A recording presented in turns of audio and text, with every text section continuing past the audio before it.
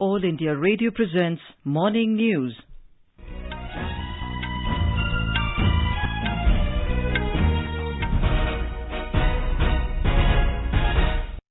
Good morning. I'm Anuja Kumar and with me is Saira Mujtaba. The headlines. Centre asks states and union territories to take effective measures to contain COVID-19. India achieves a milestone of administering more than 7 crore doses of corona vaccine. Campaigning gains momentum in poll-bound states and union territory. Prime Minister Narendra Modi to address rallies in Assam and West Bengal today. Railway logs highest ever route electrification in a single year. India's biggest floating solar power plant to be set up at Ramagundam in Telangana. 2023 Men's Boxing World Championships to be held in Uzbekistan's capital Tashkent.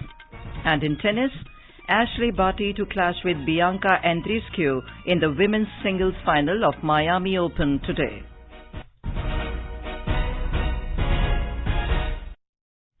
As the number of COVID cases are on the rise again, we appeal to our listeners not to lower the guard, take all precautions, and all those above 45 years to get vaccinated without any hesitation. Stay safe and protected by following these 3 simple steps. Wear a face mask, maintain 2 gaz ki doori for social distancing, focus on hand and face hygiene. And now the news in detail. The centre has asked the states reporting a surge in COVID-19 cases to take immediate and high effective measures to ensure containment of active cases and daily deaths through adherence of the standard clinical management protocol. 11 states and union territories, including Maharashtra, Punjab, Karnataka, Delhi, Haryana and Chhattisgarh, have been categorized as states of grave concern on account of rising daily cases and higher deaths. Cabinet Secretary Rajiv Gauba yesterday chaired a high-level review meeting with Chief Secretaries, DG Police and Health Secretaries of all states and union territories. During the meeting, it was pointed out that Tier 2 and Tier 3 cities, along with peri-urban areas, have recorded the recent rise in COVID cases. It was also highlighted that the spread of infection from these areas to the rural areas with weak health infrastructure would overwhelm the local administration. The states have been asked to increase testing continuously to ensure that positivity rate comes down to 5% or less.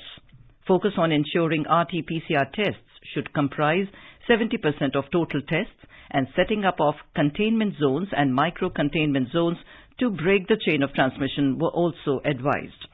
Taking note of the present situation due to the continuous deterioration of the COVID scenario over a fortnight, the Cabinet Secretary pointed out that the current COVID case growth rate of 6.8% last month has surpassed the previous record of 5.5% in June 2020.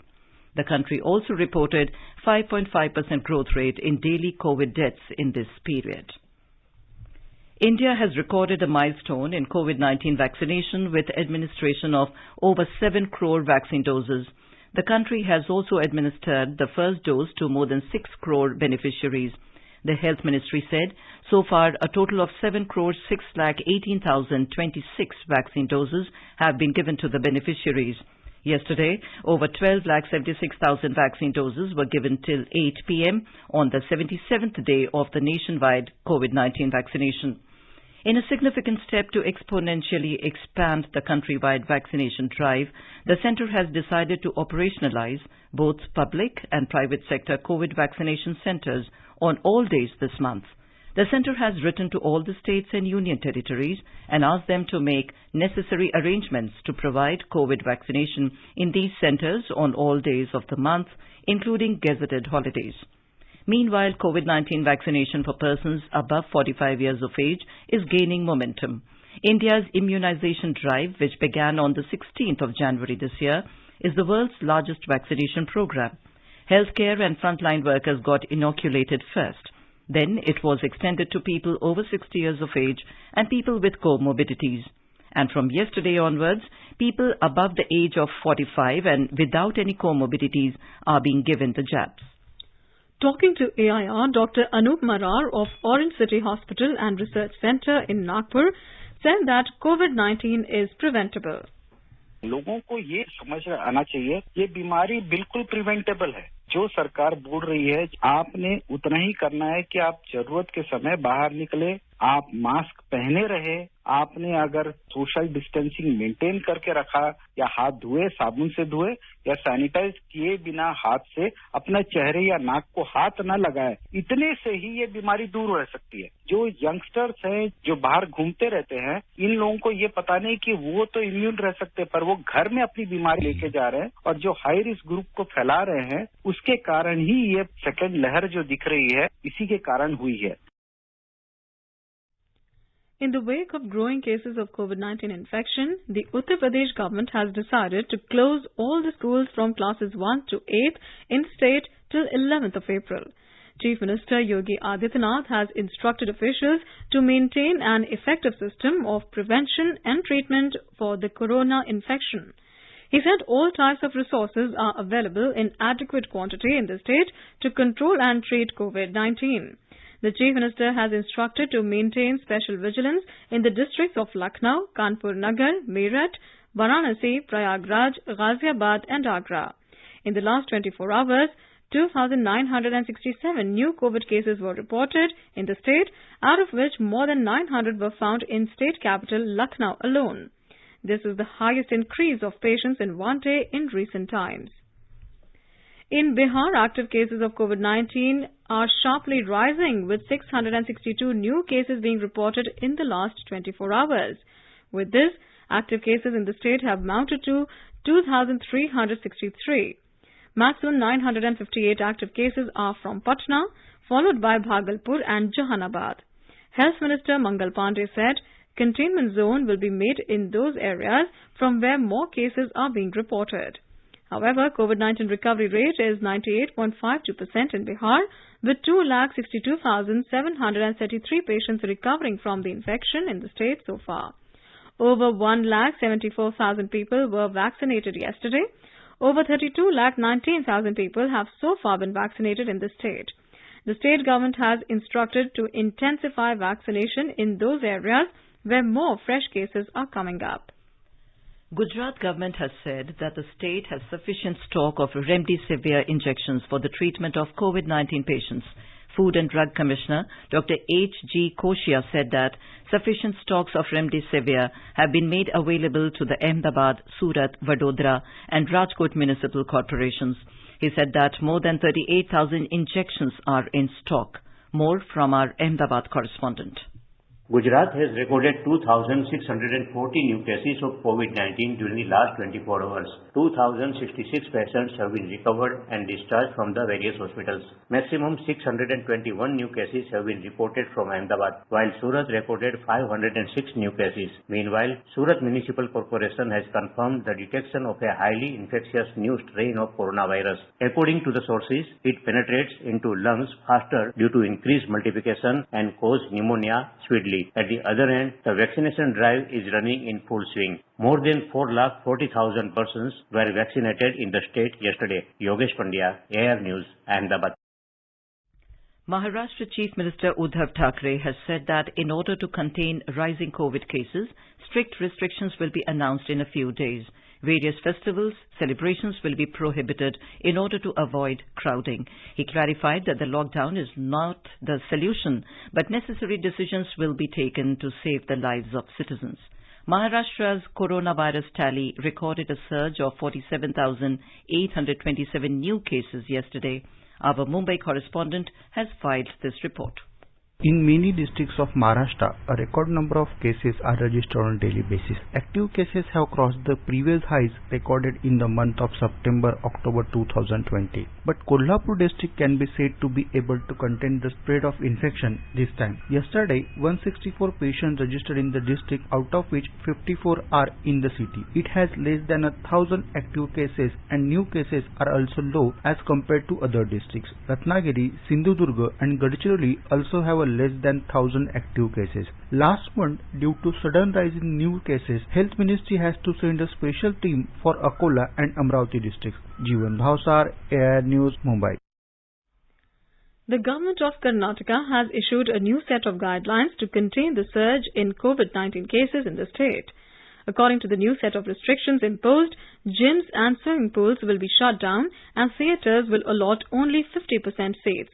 Gatherings and functions are prohibited at religious places, but individuals are allowed to offer prayers.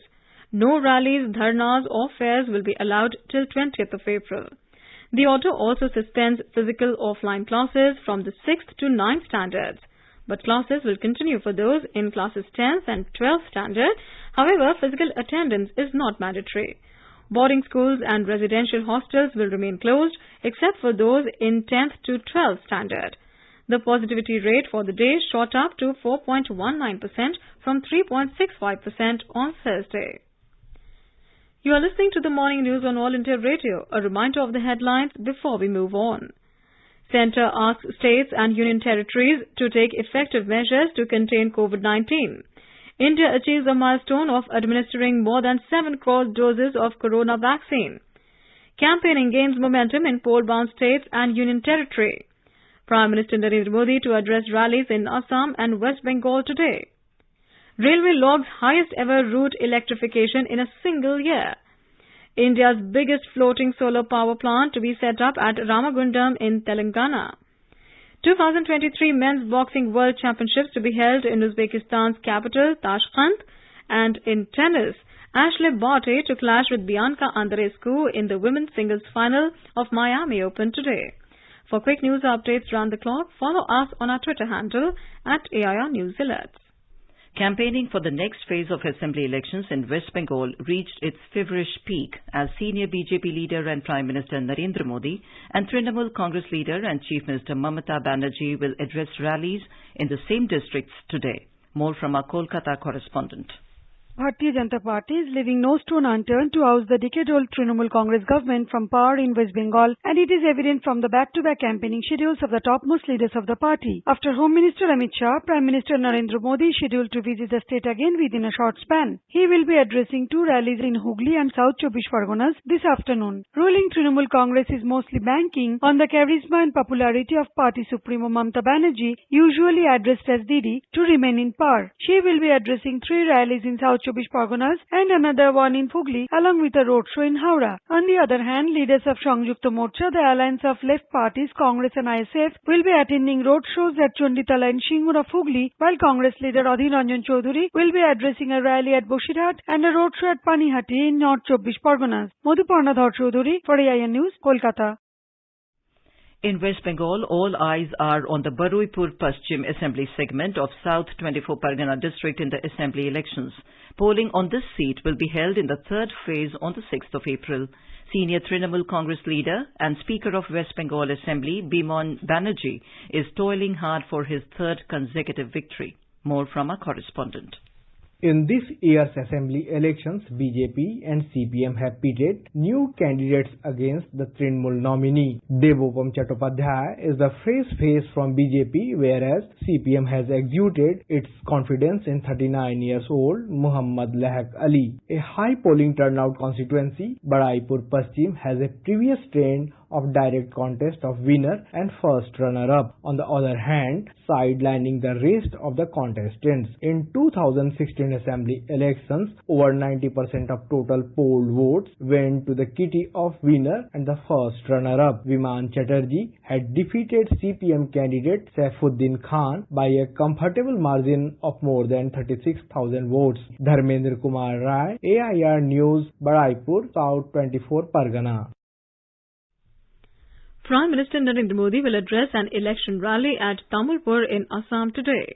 Congress leader and Chhattisgarh Chief Minister Bhupesh Baghel will attend a couple of meetings today at Barpeta and Bongaigaon districts.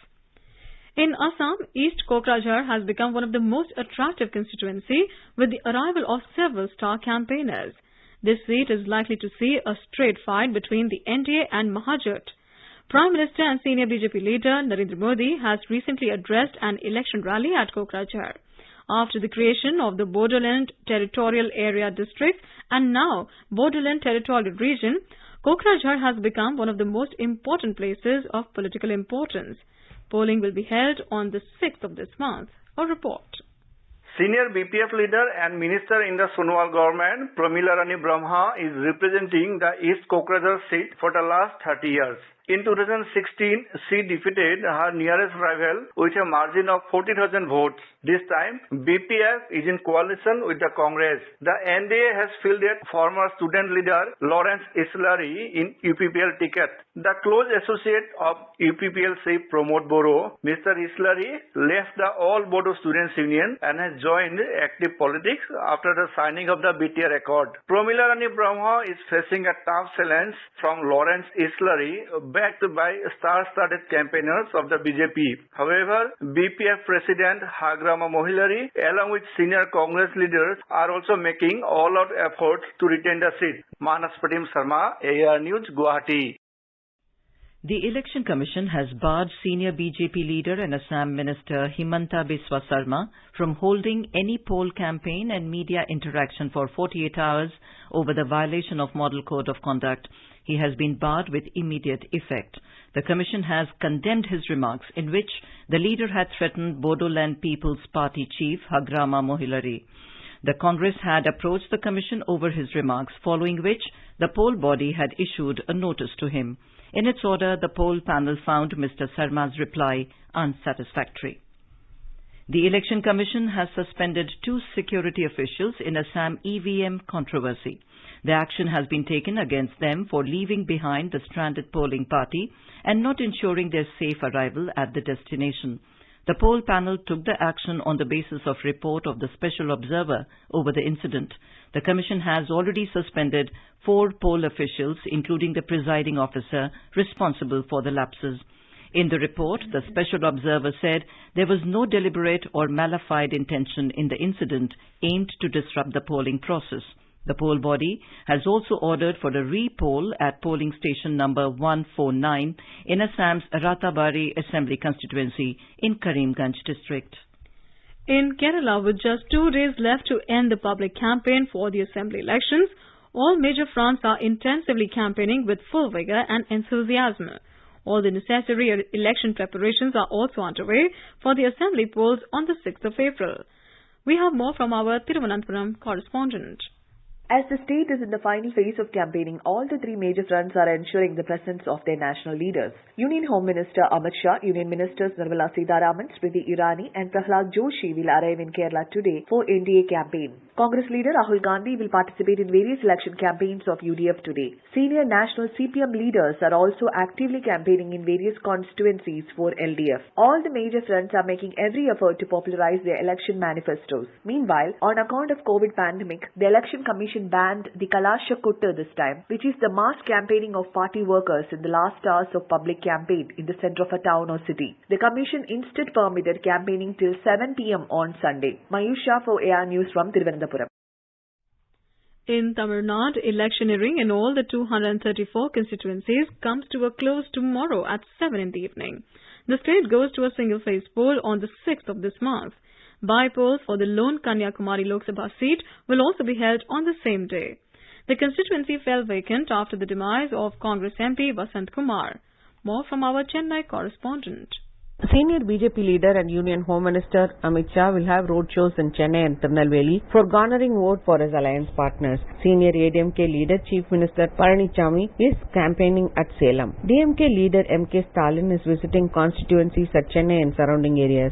Candidates are involved in door-to-door canvassing to meet the voters. Election officials are involved in checking out the areas in which voters' lists have to be distributed. Flying squads and monitoring officials are also vigilant to check violators of Model Code of Conduct. With Murthy, Joy, AR News, Chennai. The External Affairs Ministry has said there is a consensus between India and China that 2 sides should quickly resolve remaining issues along the line of actual control in eastern Ladakh. The ministry spokesperson Arindam Bagchi was responding to a media query on the border standoff with China. There is a consensus that the 2 sides should quickly resolve the remaining issues along the LAC in eastern Ladakh. This engagement in Pangong Lake area was a significant step forward, and it has provided a good basis for resolution of the other remaining issues along the LAC in the western sector. At both the senior commanders meeting and the WMCC, the 2 sides held detailed exchange of views on the remaining issues. Mr. Bagchi said the 2 sides continued to remain in touch through military and diplomatic channels. The spokesperson also informed that Prime Minister Narendra Modi will attend the climate summit to be held virtually on the 22nd and 23rd of April.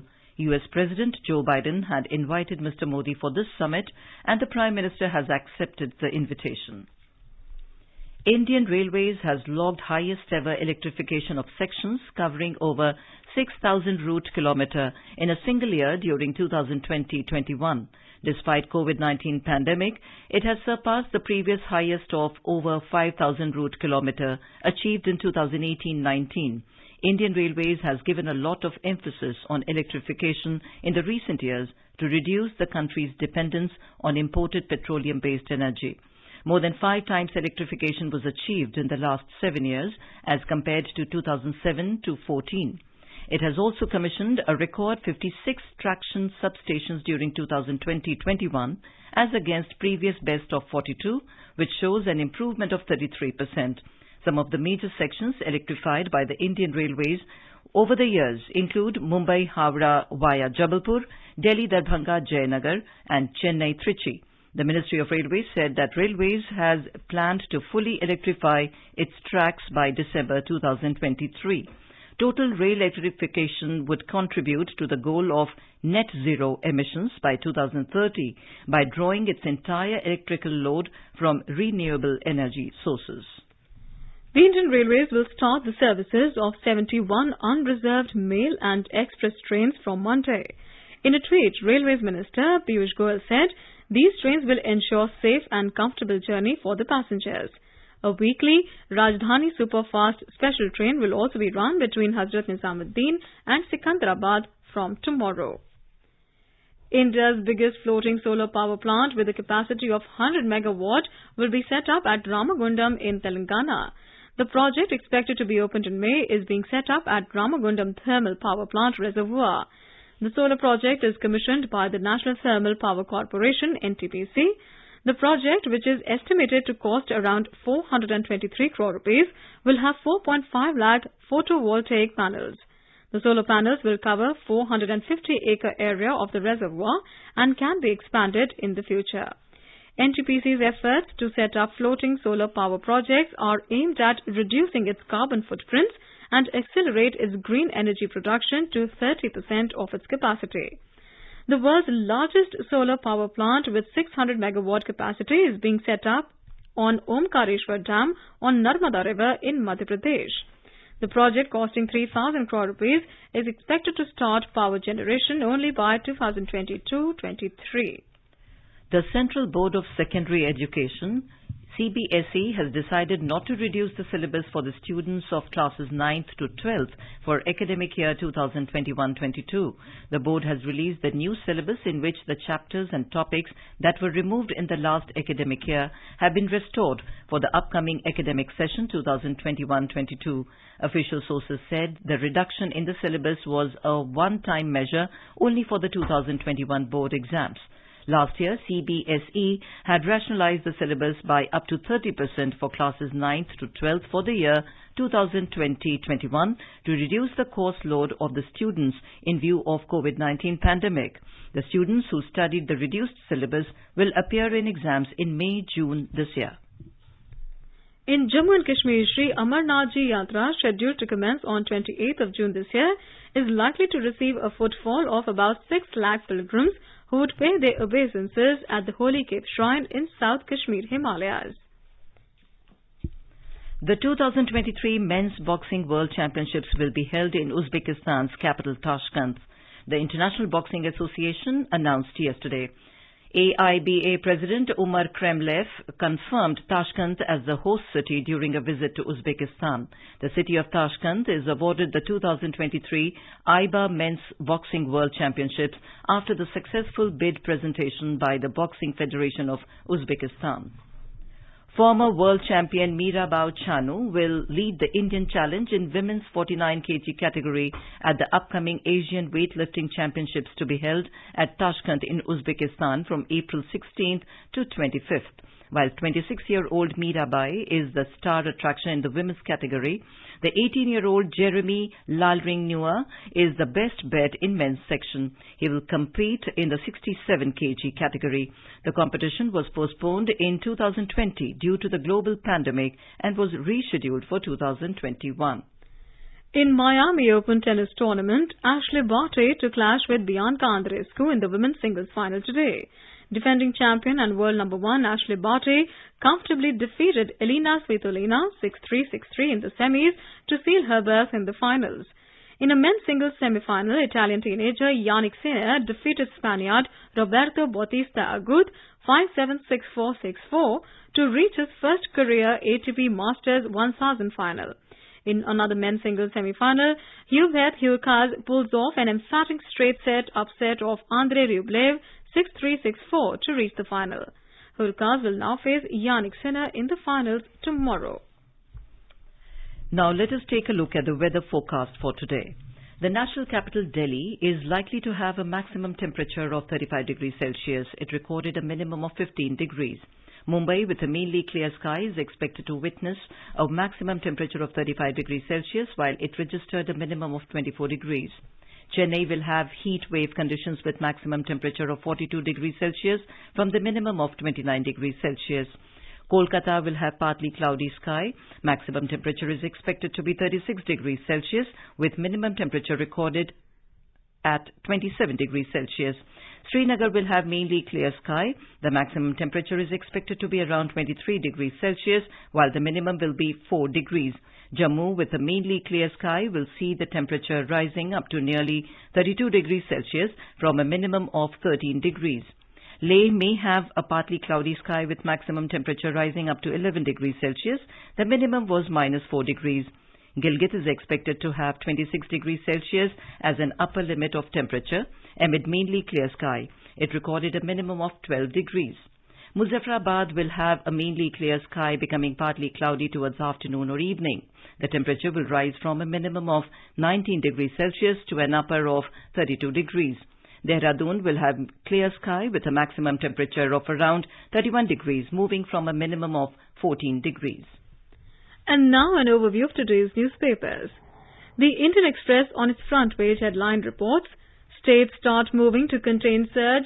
Centre says 11 states' UTs are of grave concern. To increase the pace of vaccination, government plans to set up jab points in schools, offices, writes Hindustan Times. While the Times of India says, walk-ins for shots 4 times the number of online registrations.